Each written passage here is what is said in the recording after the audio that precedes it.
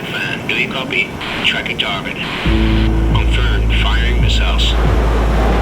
Since 2002, countries such as the US have used armed drones to target suspected militants as part of secret killing programs.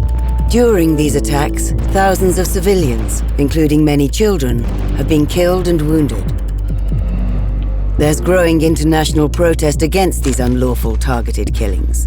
Critics point to the lack of transparency on who is being targeted, as well as the lack of legal justification for their deaths. Lawyers say such killings risk undermining international law, which puts strict limits on the use of lethal force. Meanwhile, the families of innocent civilians killed in drone strikes have not received any explanation or compensation for their loss. The export of military drones has turned into a multi-billion-dollar business.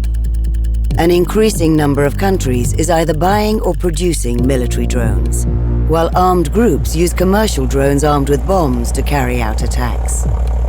Why do more states and armed groups deploy drones in conflicts? Armed drones are remote-controlled planes, equipped with powerful cameras, sensors, and weapons. They're used for observing, collecting information, and carrying out deadly attacks. They can remain airborne for days, with no risk to the pilots and at low costs.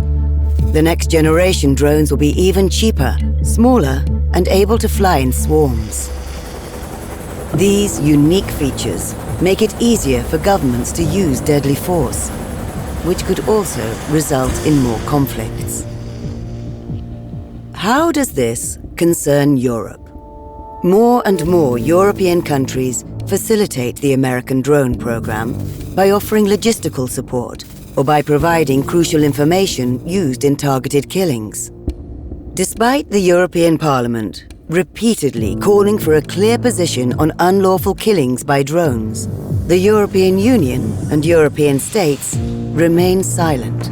Meanwhile, the same states are buying and developing armed drones themselves without clarifying how they will be used.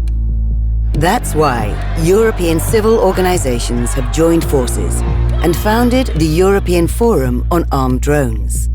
EFAD calls for the EU and European states to articulate clear policies on the use of armed drones, prevent complicity in unlawful drone strikes, increase transparency, establish accountability, and improve export controls on drone technology. Armed drones pose an immediate threat to human rights and international security. It's essential that we uphold and strengthen international norms on the use and export of armed drones.